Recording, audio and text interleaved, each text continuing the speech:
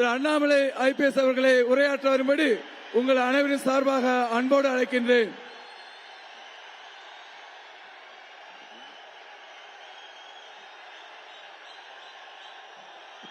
அன்பார்ந்த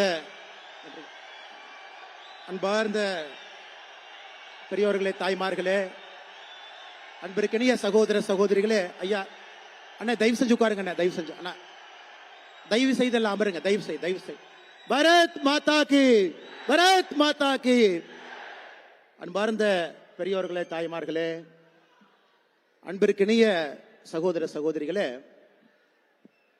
நம்முடைய மத்திய உள்துறை அமைச்சர், மத்திய கூட்டுறவுத்துறையினுடைய அமைச்சர் திரு அமித்ஷா அவர்கள் தமிழகத்திற்கு ஒரு முக்கியமான நேரத்தில் இங்க வந்திருக்கிறாங்க.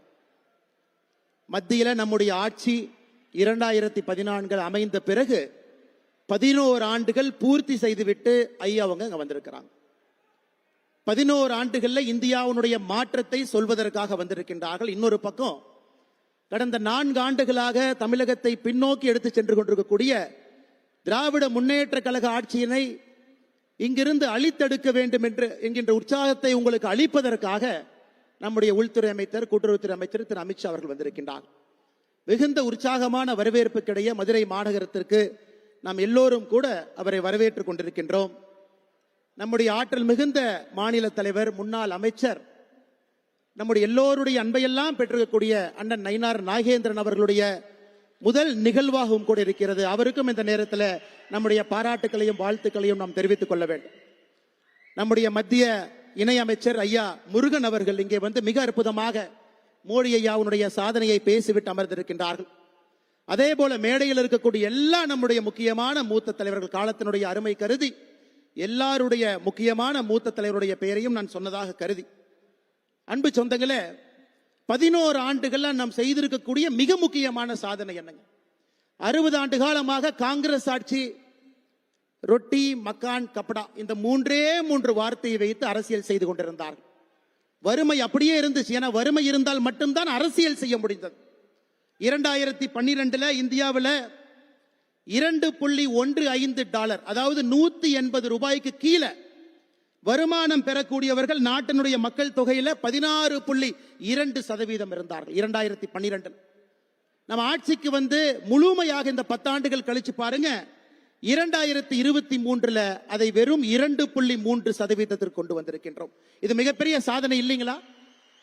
10% நெட்டா 150 ரூபாய்க்கு கீழே வருமானம் இருக்கக்கூடியவர்களை எக்ஸ்ட்ரீம் பாவர்ட்டியிலிருந்து, அதிகப்படியான வறுமையிலிருந்து மேலே கொண்டு வந்திருக்கின்றோம். மிகப்பெரிய சாதனைகள்.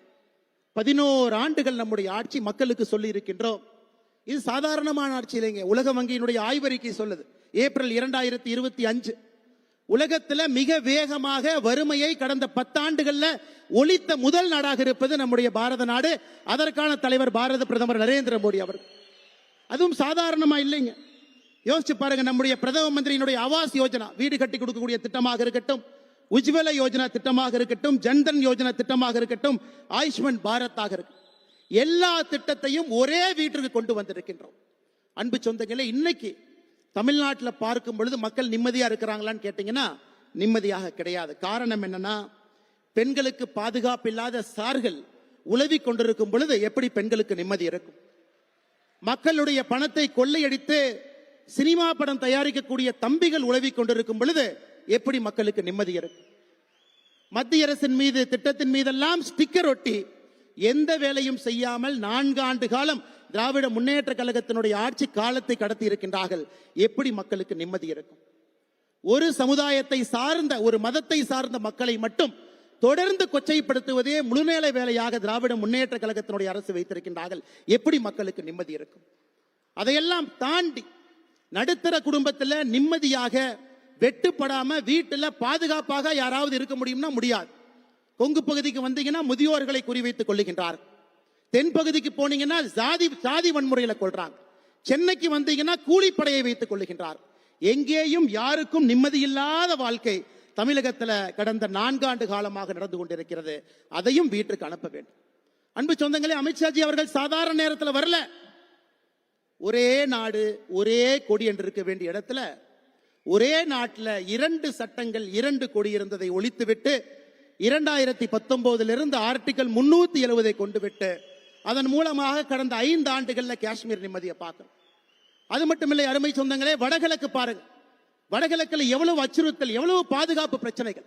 இன்னைக்கு அந்த மக்கள், அங்க இருக்கக்கூடிய மனிதர்கள் எல்லாம் அகிம்சை முறையில தன்னுடைய துப்பாக்கியை விட்டு அறவழியில ஜனநாயகத்தின் பக்கம் வந்து கொண்டிருக்கின்றார்கள். இவர் செய்திருக்கக்கூடிய 2வது பெரிய சாதனை. 3வது மிகப்பெரிய சாதனையை நடத்தி காட்டிக் கொண்டிருக்கின்றார். இவர் உள்துறை அமைச்சராக பொறுப்பேற்ற பொழுது இந்தியாவிலே நக்சல் பிடித்த மாவட்டங்கள் 38, காட்மண்டுவில் ஆரம்பித்து திருப்பதி வரை நக்சல்கள் இருந்தார். ஒரு சூழலை அடைத்தார். 2026 மார்ச் மாதம் முடியும் பொழுது நக்சல் முக்த் பாரத், பாரதத்திலே நக்சலிசம் இல்லாத ஒரு நாட்டை உருவாக்கி காட்டுவேன் என்று. கடைசியாக இந்த நக்சல் ஒரே ஒரு மலையில கரிகட்டா பகுதியில் பதுங்கி இருக்கின்றார்கள். அதையும் ஒழித்து கட்டப் போகின்றார்கள். இன்னைக்கு அமித்ஷாஜி அவர்கள் இங்கே வந்திருப்பது 2026 ஆட்சி மாற்றம் ஏற்படப்பட வேண்டும். திராவிட முன்னேற்ற கழகத்தினுடைய ஆட்சி வீட்டுக்கு அனுப்பப்பட வேண்டும். அதற்காகத்தான் குறிப்பாக பூத்துல வேலை செய்யறவங்க, மாவட்டத்தில் வேலை செய்யறவங்க, மாநிலத்தில் வேலை செய்யறவங்க, பாரதிய ஜனதா கட்சியினுடைய பொறுப்பில் இருக்கக்கூடியவங்களை மட்டும் மதுரையில் அழைத்து நம்முடைய மாநில தலைவர் அண்ணன் நயினார் நாகேந்திரன் அவர்கள் இந்த கூட்டத்தை நடத்தி கொண்டிருக்கின்றார்கள்.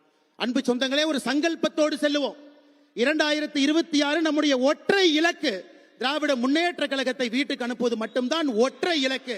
வேறு எதுவும் நமக்கு இலக்காக இருக்கக்கூடாது என்று சொல்லி வந்திருக்கக்கூடிய எல்லோருக்கும் நன்றி தெரிவித்து, மேடையில் இருக்கக்கூடிய தலைவர்களுக்கும் என்னுடைய வாழ்த்துக்களை தெரிவித்து உரையை முடித்துக் கொள்கிறேன். நன்றி, வணக்கம். பாரத் மாதா கி ஜெய்.